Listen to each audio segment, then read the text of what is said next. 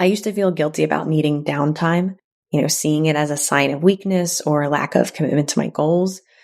But here's what I've learned. Rest isn't the opposite of productivity. It's an essential part of it. When we allow ourselves proper rest and recovery, we come back to our work with renewed energy, clarity, and creativity. We're able to solve problems more effectively, make better decisions, and approach our goals with fresh perspective. Welcome to How to Quit Your Job, a mom's guide to creating a life and business you love. It's a podcast that helps working moms just like you optimize your time, manage your mind, and start a business that helps you create more freedom, flexibility, and yes, fun. I'm business and mindset coach Jenna Reichel, and I offer practical tips to help you ditch the 9-to-5. I've been exactly where you are, and I know what it takes to make the transition without trading one form of burnout for another. So let's get started. Welcome back to How to Quit Your Job, a mom's guide to creating a life and business you love. I'm your host, Jenna Reichel, and we've reached a milestone, our 10th episode. I'm so grateful for each of you who've joined me on this journey so far, and especially to those that have shared their feedback either directly with me or by leaving a rating or review. It's incredibly encouraging. And today I want to do something a little different. Instead of our usual career strategies and entrepreneurship tips, I want to share with you a book that profoundly changed my life several years ago. This book transformed the way I think about my body and taught me how to work with it instead of against it, which has made a huge impact on how I approach my work and life. And while this episode is a little bit different than the others, I promise that it actually is going to include a ton of career strategies and entrepreneurship tips, but it's also going to provide so much more than that. Okay, so the book is called In the Flow, Unlock Your Hormonal Advantage and Revolutionize Your Life by Elisa Vitti. And I know what you might be thinking, a book about hormones, how does that relate to my career or life goals? And I want you to trust me. I had the same thought at first. I stumbled upon Elisa's work because she was an expert guest in a coaching program I was in, and I almost missed the presentation because it didn't really sound all that interesting to me. But the insights I gained from her and this book have been invaluable, not just in managing my health, but in approaching my relationships, my personal growth, and building my business. I'm not suggesting this as a one-size-fits-all solution, but rather sharing some powerful ideas that really have helped me. And whether you're still in your corporate job or in the midst of that career transition or full-fledged building your own business, I believe there are nuggets of wisdom here that can help you live more in harmony with your body and, as a result, approach your goals with more energy and clarity. Today's episode isn't about completely overhauling your life or following a strict set of rules. It's about gaining a new perspective that I know will help you understand yourself a little bit better and make choices that align more closely with your body's natural rhythms. The first point I want to address is how you can better understand and work with your cyclical nature rather than against it as you take on the big task of starting and running your own business. One of the most eye-opening concepts I learned from In the Flow was the idea that as women, we operate on this cyclical pattern rather than the linear 24-hour cycle that our society often expects us to follow. For years, I pushed myself to maintain the same level of productivity every single day. I'd get frustrated with myself when I couldn't keep up, and I'd wonder why I felt so energetic and creative some days and so foggy and tired on others. And I'm sure that sounds familiar. So what I learned is that these fluctuations are not just normal, they're a natural pattern of our monthly cycle. Our hormones ebb and flow throughout the month, influencing our energy levels, mood, creativity, and even our ability to focus on different types of tasks. Now, I'm not saying we should structure our entire lives around our cycles. That's often not practical in the real world, but having this awareness has been incredibly liberating for me. It's helped me be more compassionate with myself and make small adjustments that have had a big impact on my overall well-being and productivity. For example, I've noticed that I tend to have more creative energy in the first half of my cycle. So when possible, I try to schedule brainstorming sessions or work on new project ideas during this time. In the second half of my cycle, I often feel more detail oriented. So I might focus on tasks that require careful analysis or planning. The key here isn't to completely overhaul your schedule, but really to start paying attention to your own patterns. And you might be surprised at what you discover about your own rhythms and how you can work with them instead of against them. Okay, a quick anatomy, science, sex education, whatever you want to call it, a lesson that somehow our education system skipped for all those years, and we didn't find out about it until mid-30s. I'm only a little bitter, as you can tell. So when I talk about cycles, there are actually 4 phases in a given 28-day cycle, which are number 1, the follicular phase, number 2, the ovulatory phase, 3, the luteal phase, and 4, the menstrual phase.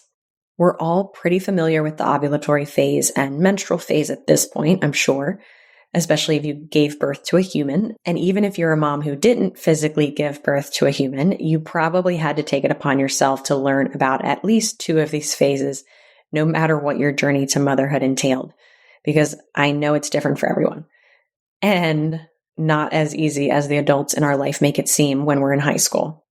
So understanding these can help you optimize your productivity and well-being. Vidi introduces the idea of cycle syncing, which involves aligning our work, nutrition, exercise, and even social activities with the 4 phases of our menstrual cycle. This episode's just going to scratch the surface of all these concepts and tie it into your career and business building, but there's so much more. I highly, highly recommend grabbing a copy of the book.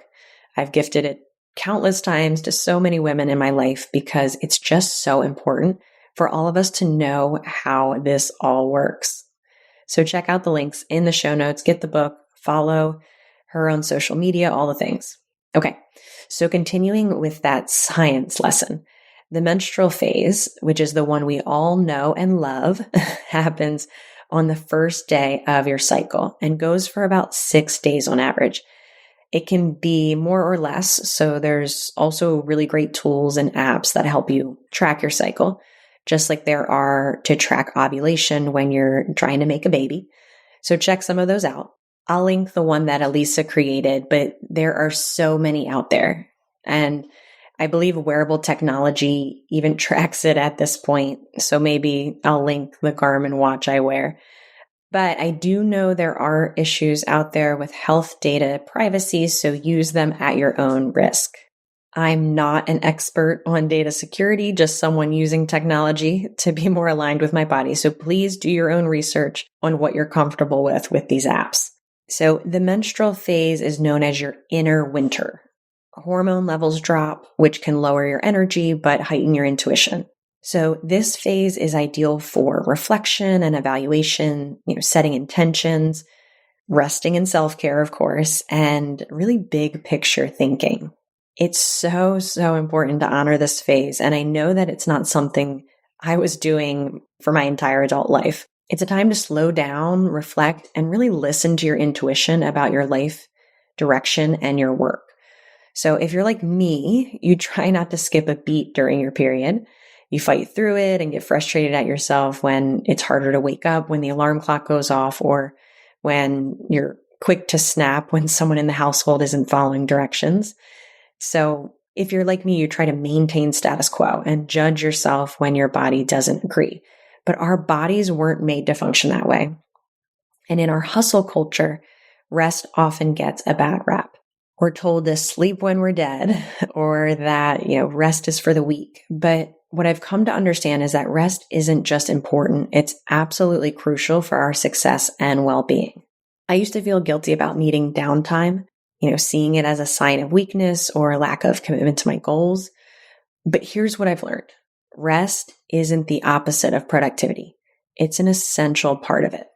When we allow ourselves proper rest and recovery, we come back to our work with renewed energy, clarity, and creativity. We're able to solve problems more effectively, make better decisions, and approach our goals with fresh perspective. The drop in hormones during the menstrual phase can lower your energy, but it also tends to increase introspection and intuition. This makes it an excellent time for reflection, evaluation, and connection with your inner wisdom. So, what exactly does this look like? It looks like using this time for activities that really tap into that introspection. So, things like reviewing your career progress, evaluating work-life balance, or even reflecting on your parenting approach. We also want to tie in strategic planning. So your heightened intuition makes this a good time for big picture thinking. So you want to consider your long-term career goals and family plans. Spend some time listening to previous episodes, especially episode 1, 3, and 6, which offer some big picture topics for you to reflect on when considering what a future business might look like. It's also a time, for something like mindful parenting, practicing more mindful, low-key activities with your children.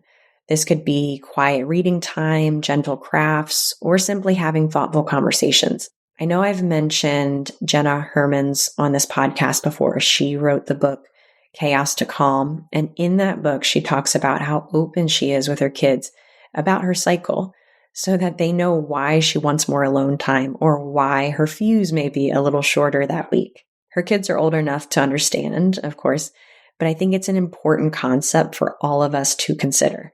Letting the people in our lives know what to expect and look out for so it's not confusing when we don't want to run around or jump in the pool with the kiddos and really prefer to read a book or watch a movie with them. Or honestly, just if we need some space and downtime to ourselves, which leads to the next thing that's really important to prioritize during this phase, and that's self-care and rest. Rest and self-care is of utmost importance during this phase. This might mean saying no to non-essential commitments, delegating tasks to others, or taking a mental health day if possible. If you're a napper, prioritize naps during these days. Allow yourself to sleep in a little bit if possible. Don't push yourself to keep up with your normal exercise routine. This is the week to take it easy, maybe doing light yoga or stretching, if anything. For me, implementing regular rest periods has actually increased my overall productivity and definitely improved my quality of life. I'm less stressed, more creative, and generally happier. And interestingly, I found that some of my best ideas come during or right after those periods of rest. So I encourage you to reframe how you think about rest. It's not a luxury or a sign of weakness. It's a crucial component of your success strategy. Experiment with building more intentional rest into your routine and see how it affects your energy, your mood, and your productivity. This phase is such a wonderful phase to take advantage of in this season of life because this is a great time to tune into intuition for decision-making around your career. Your inner wisdom is often clearer during this phase, so take advantage of it. And I want you to write down some questions to ask yourself and journal on. And I'm going to go through those questions now. And if now is not the best time, which I assume it's not for 99.9% of those listening, you can always find the transcript on the website and in the show notes. So all you have to do is go to jenna.coach/10, since this is episode 10. And you can do that for every episode if you are more of a visual person or if you want to take some of the transcript questions or notes.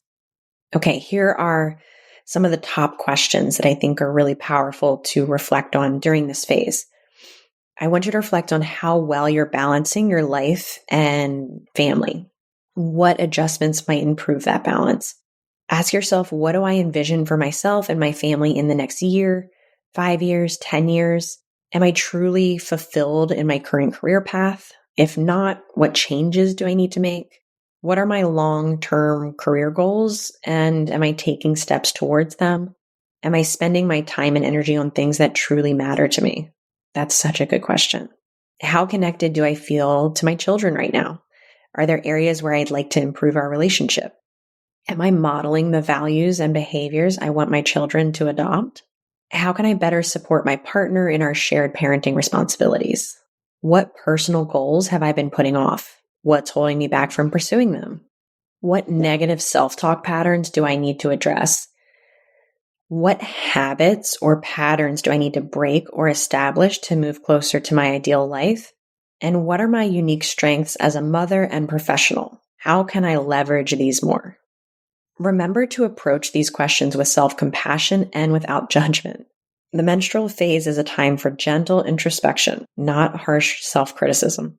These reflections can provide valuable insights that will guide decision-making and personal growth in the coming cycle. And again, if you heard those questions and were like, oh my goodness, let me pause so I can write all these down. There's no way I'll remember them. No need to fret. Every episode is transcribed by my wonderful production team. So all you have to do is type in jenna.coach/10.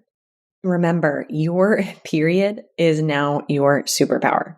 Next is the follicular phase, which was completely new to me when I first read this book.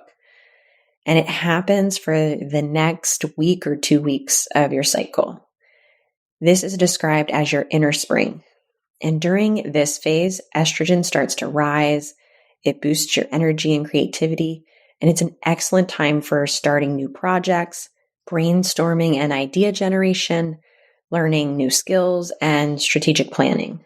I love thinking of these phases as the seasons because just like when winter turns to spring in nature, it's like a new birth that happens. And I feel like that's what this phase is all about.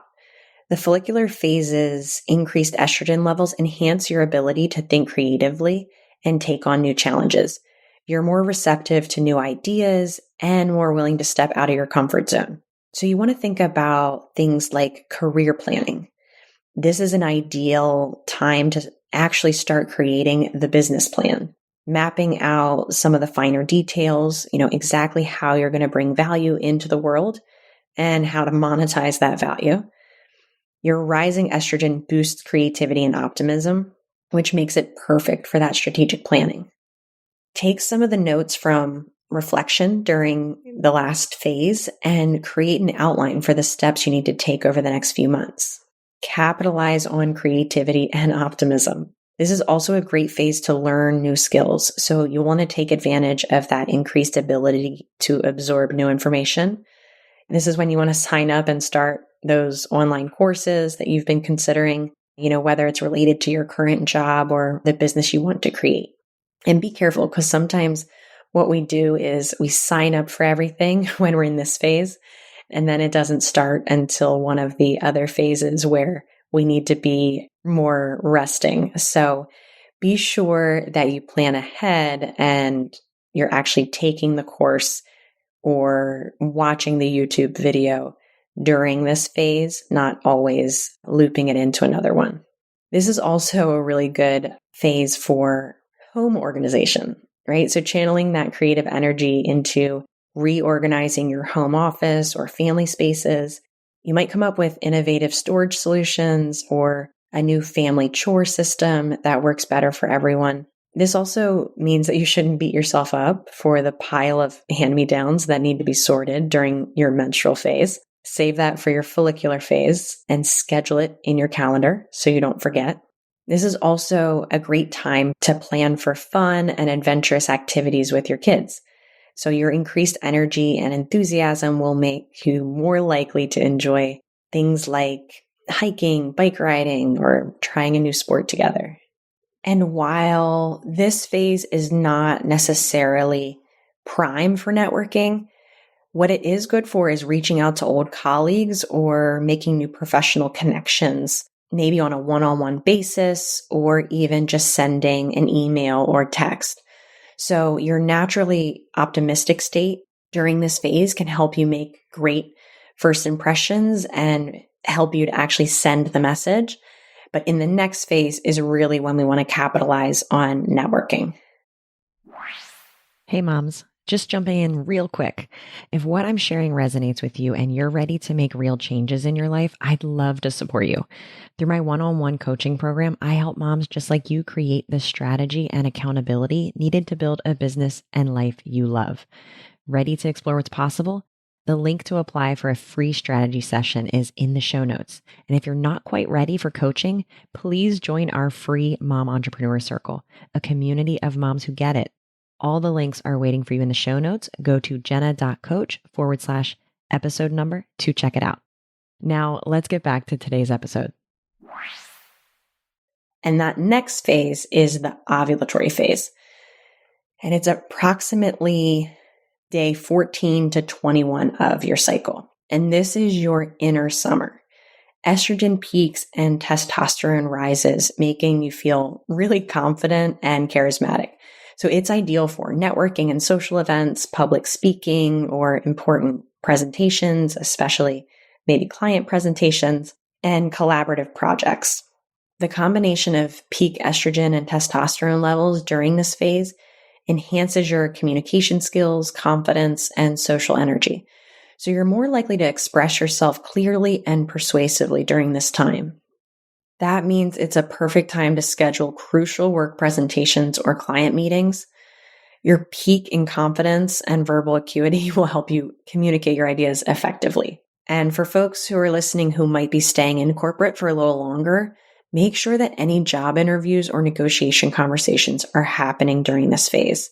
Whether it's asking for a raise or discussing flexible work arrangements, your natural confidence during this phase will serve you well. And I know a lot of the time those things are out of your control. But now that you know, you can at least make an effort if there are multiple time frames given to you. This is also a great time for big family discussions. So you want to use this time to have important family conversations like discussing school choices or setting family goals. If you have a partner, this is a great time to communicate with them about shared responsibilities or how they can support you in your business venture, whether that be physically or emotionally.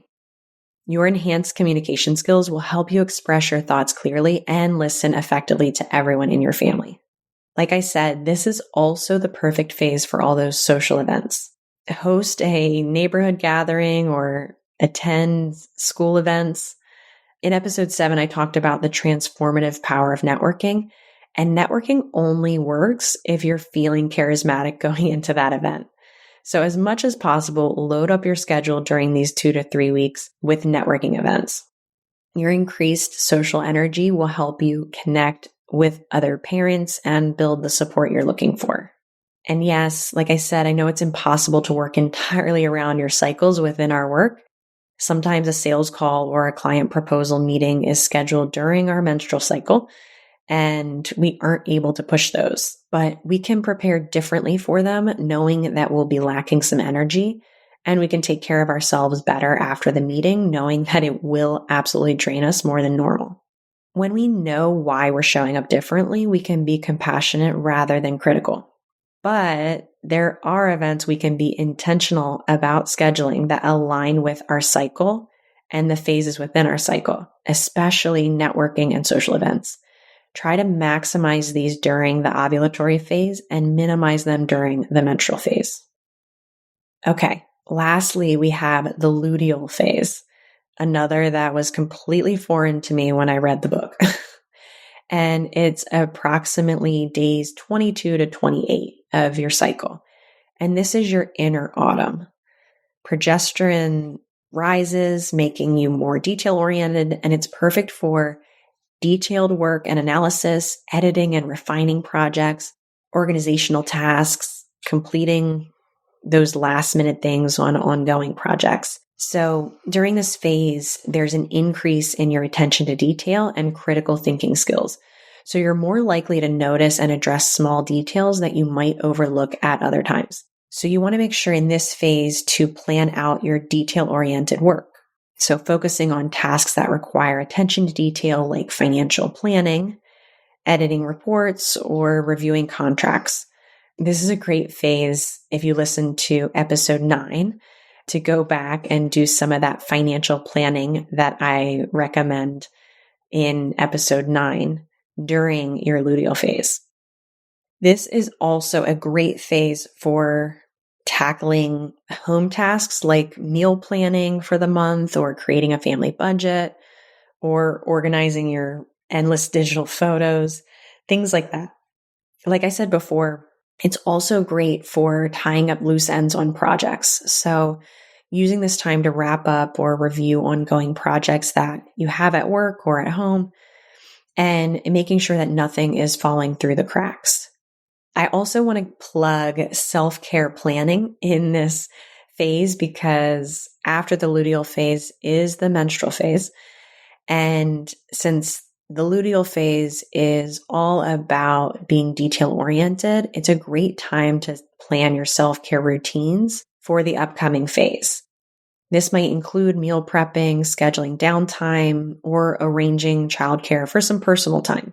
It will help the next phase for you to be able to prioritize self-care and rest. The last thing I want to mention about activities to take advantage of in this phase is if you need to provide feedback to team members or have a constructive conversation with your children about behavior or performance, this is a great phase to do it because increased attention to detail can help you communicate specifics effectively. Okay. When we think about these different phases as areas of opportunity in our life and business, it changes how we look at our body. We are not broken and we aren't at a disadvantage because of how our body operates. In fact, our bodies are amazing. We've just been working against them instead of tapping into their superpower.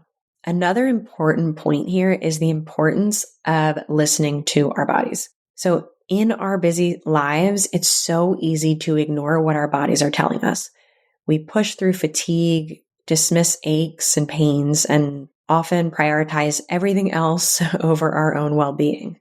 But our bodies are incredibly wise. They're constantly sending us signals about what they need, whether that's rest, nutrients, movement, stress relief. The trick is learning to listen and respond to these signals rather than pushing through it.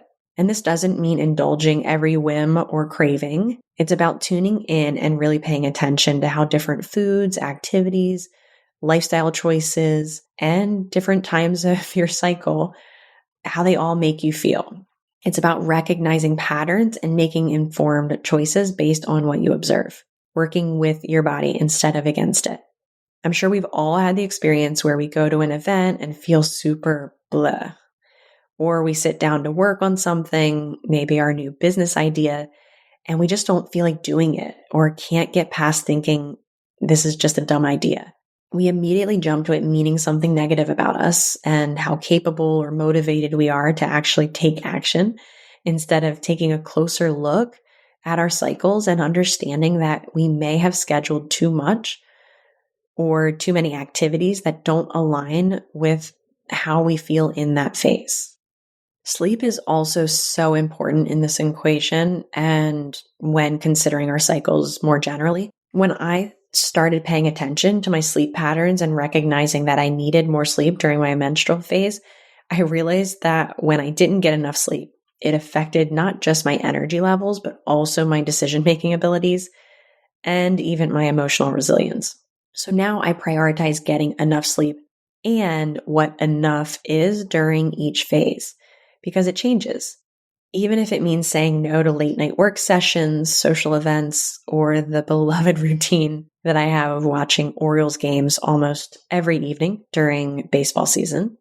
Well, sometimes I choose to watch those in bed, which my husband does not like, as he'd prefer not having the TV on right before bed, but I mostly win that argument.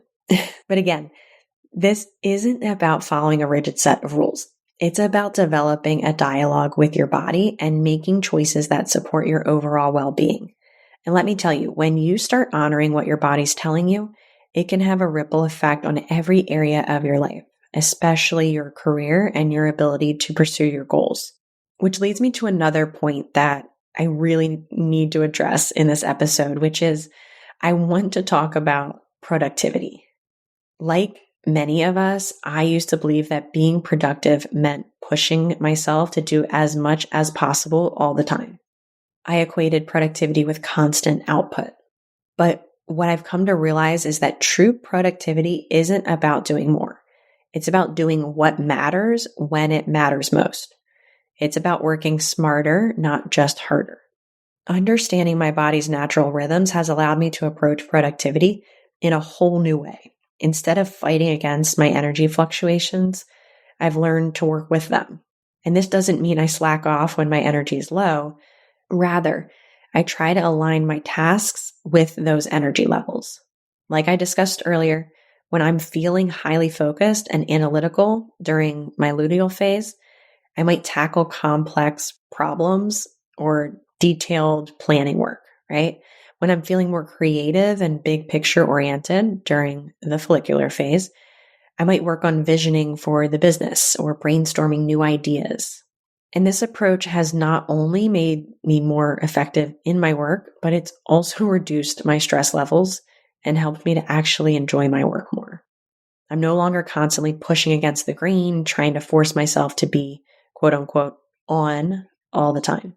One of my favorite quotes from a website that I love so, so much and definitely recommend checking out all the merchandise is selfcareisforeveryone.com, which as always, I'll link in the show notes. But the quote is, "Your worth is not measured by your productivity." I just love that quote and want all listeners to really embody it because our society and especially corporate culture has trained us to believe and act otherwise.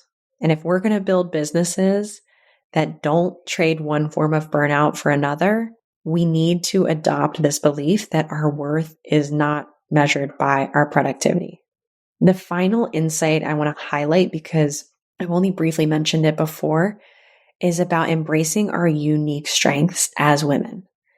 For a long time, I tried to fit myself into a traditionally masculine model of success, the 24-hour cycle that has me always pushing, always striving, ignoring my body's signals in pursuit of my goals. But what I've come to appreciate is that our cyclical nature as women isn't a weakness to be overcome. It's a strength to be harnessed. Our hormonal fluctuations throughout the month bring different strengths to the forefront at different times. By understanding and working with these natural fluctuations, we can tap into a wider range of strengths and abilities. We're not limited to a single mode of operating. We have access to a whole spectrum of skills and perspectives throughout our cycle. We just need to know how to tap into them. This understanding has allowed me to approach my work and life with more flexibility and self-compassion. So instead of trying to force myself into a one-size-fits-all approach to productivity and success, I've learned to take notes and embrace my changing energies and to lean into whatever strength is most present at any given time. Okay, so as a recap, we've talked about how you can better understand and work with your cyclical nature rather than against it as you take on the big task of starting your own business. We talked about listening to your body and honoring its needs.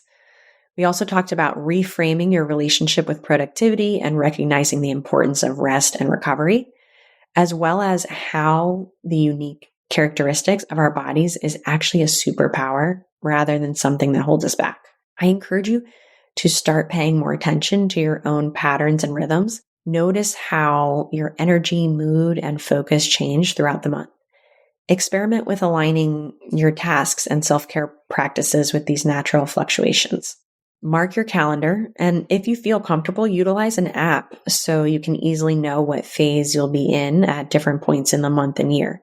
If you don't necessarily feel comfortable using an app because of data privacy, you can always mark your calendar during your next period and then take a guess on the timeline of each of the next phases based on the ranges I've mentioned.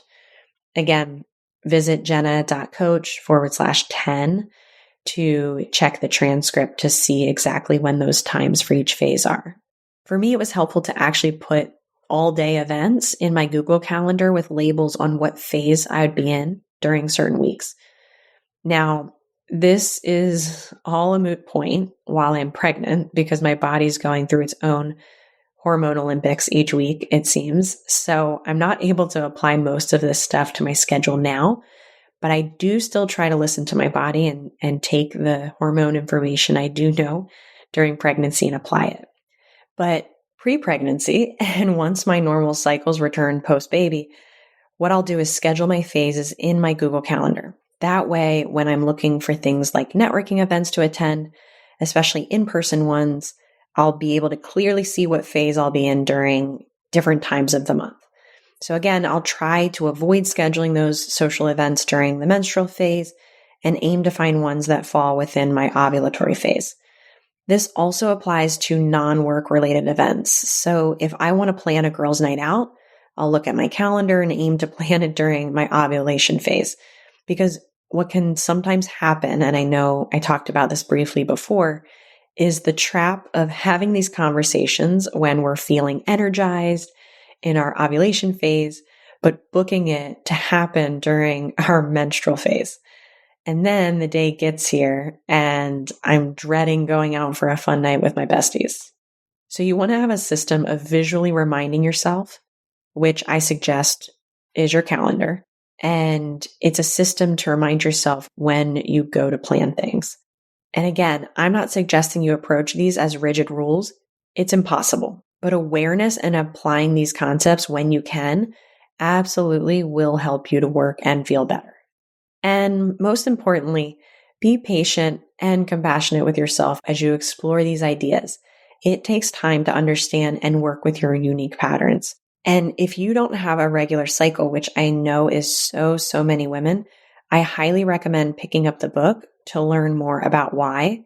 And I want you to know there's so much support out there beyond your gynecologist of people that help women with their hormones. Elisa's book is just a great place to start. Next week, we're going to talk about one of the biggest obstacles that I see with clients, which is the belief that they need to learn more in order to pursue their goals. I see education used as a tool for procrastination all the time and definitely have my own examples of it. So I want you to keep tuning in to this podcast as we continue to explore strategies for creating a life and business you love.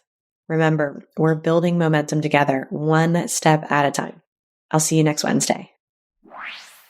Before we wrap up today's session, I want to talk to the mom who's been nodding along, feeling seen and understood. Maybe you've been thinking about leaving corporate and building your own business, but you're not sure where to start, or if it's even possible with everything else on your plate. I'm here to tell you it's possible. I've helped moms go from a vague business idea to replacing their corporate income, and I've supported others in discovering their passion and signing their first client, all while balancing working in corporate and balancing family. My one-on-one coaching program is intimate support and helps you develop the strategy and accountability you need to move your business forward. As a mom myself, I understand the unique challenges we face in prioritizing our own needs, and that's exactly why I specialize in working with moms just like you. If you're ready to explore what's possible, there's a link in the show notes to apply for a free strategy session. This isn't a pushy sales call. It's a genuine conversation to see if we're a good fit for each other. And if you're not quite ready for one-on-one coaching, you can join our free Mom Entrepreneur Circle, a supportive community of other moms who are on this same journey. The link to join is in the show notes as well. Remember, you don't have to figure this out alone, whether it's through the podcast, our free community, or working together one-on-one. I'm here to help you create a life and business you love. Now go take that next step. Whether it's big or small, just take it. I'll be here next week with more strategies and support to help you along the way. Thanks for listening to this week's episode of How to Quit Your Job, A mom's guide to creating a life and business you love. If you want to learn more about how I can help you stop making excuses and start making moves, head on over to www.jenna.coach. I'll see you next week.